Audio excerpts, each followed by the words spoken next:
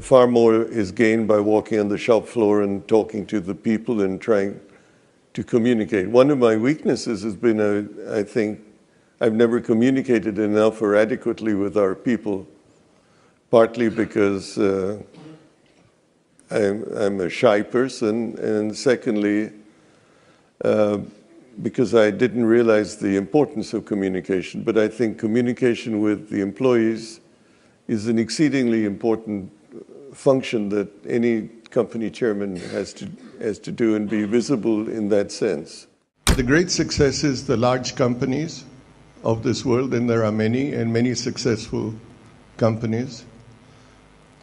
Or are they the companies that took chances, where individuals started in garages, where ideas were born? Where did Microsoft, where did Apple, where did Amazon, where did Google, where did Facebook come from? They came from ideas that people felt something could be done and that they could make a difference. I probably would not have returned to India, except my grandmother fell ill. So I came back because she was ill. Had I stayed in the United States, my life probably would have been very different. I was very happy there and very comfortable. I had a very satisfying job. And when I came back here, I mentioned the first 8 years were frustration. My masters thought that the best way to teach me how to operate, when I don't think anyone at that time had thought that I would be Mr. Ratan Tata's successor. So I was on the shop floor, shoveling limestone, working the furnaces, and I kept asking myself, why am I doing this? And so perhaps looking back, the most significant incident in my life was just my obstinacy to remain here rather than to go back. My view is that trust is an underlying foundation for the way people look at you, people look at your business, people look at the way you operate your business. Trust is the basis on which you live by your contractual obligations. And I think trust is more important than anything else. Your psychological bond with your customer and your worker and your stakeholders in general. I think without that, you run the risk of being a superficial business entrepreneur based on criteria which are not, in fact, truly fundamental to the manner in which you do business. Because globally, Indians, whether government or businessmen, don't quite have the reputation of being the most ethical, fairly or unfairly. I don't know whether one can generalize, but I would just say that if you don't have trust in your partner, in your worker, in your management, and vice versa, if there's no trust in the person at the top, either for what he or she stands for or what their value system is, then you have a business that supports that level of trust or lack of trust, and that goes all the way to the consumer. He doesn't trust you for what you provide him. He doesn't believe in your claims, and you have, in fact, a poorer form of business, and yet ethics and values becomes a very major part of it. If you think you cannot make a difference, I'd say you very well can make a difference if you so desire. That you are humble as you look forward. If you speak or sit next to a Nobel laureate, he never tells you that he won a Nobel Prize. Other people tell you. So let humility be your best I don't know. One hero I've always had who no longer lives has been John Kennedy. Oh, yes. Of course, I was very much in the U.S. at that time. That person stands out still as very much my hero at that time, and continues to get me emotionally nostalgic about the days that I was there. I mentioned when you took over that many external observers, they thought you had large shoes to fill in taking over from your uncle. Now, with another transition of power, Cyrus Palonji Mystery has his own large shoes to fill, that of yourself.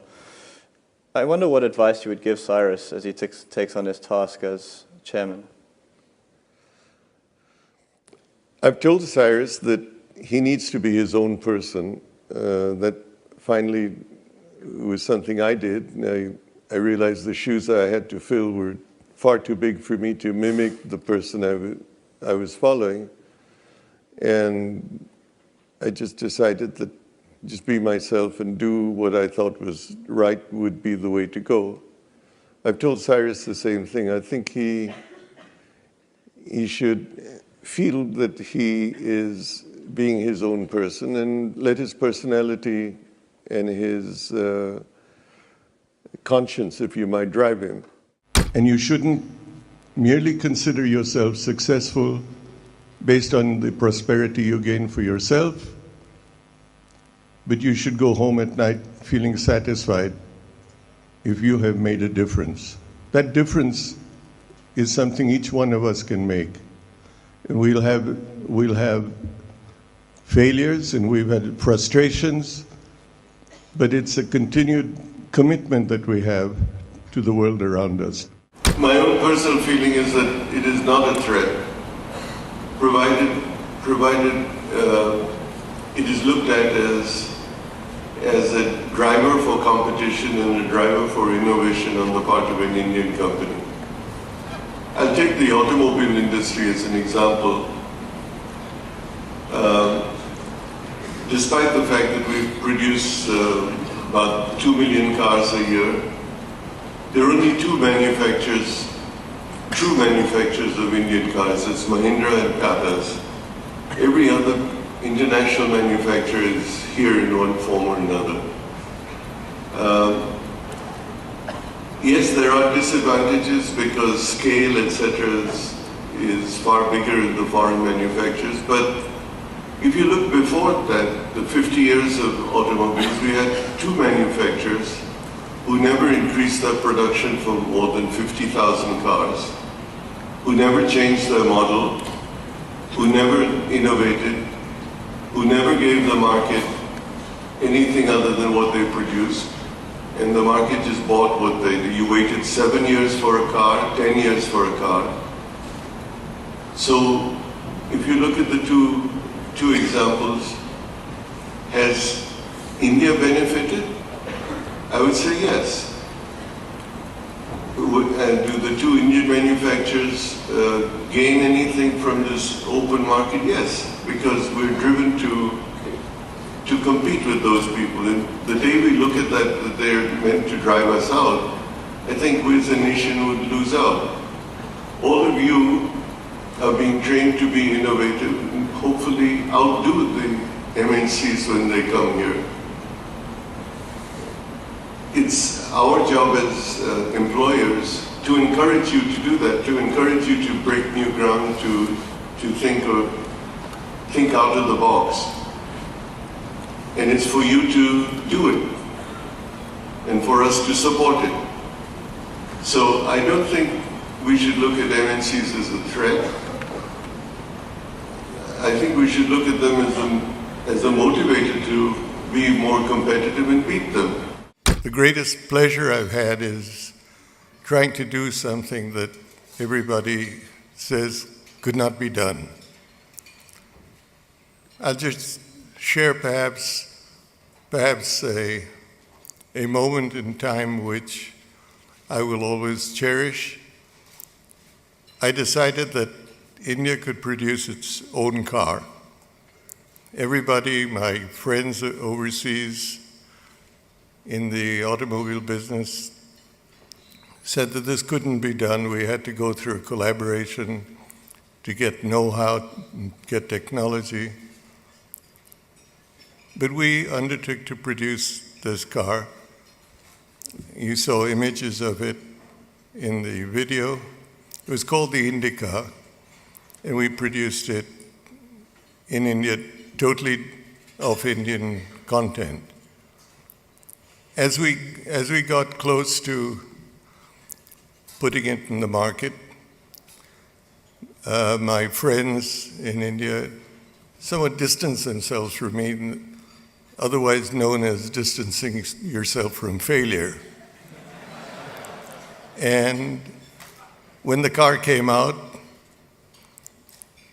I suddenly felt that I didn't have a friend in the world, and that all the warnings that people had given me were probably going to come true.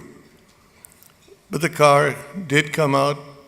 It did earn a 20% market share, and we showed that we could do something. Throughout the time I've been involved in business, there hasn't been anything that has equaled the excitement, the reward, and the exhilaration that the car industry has provided and can provide.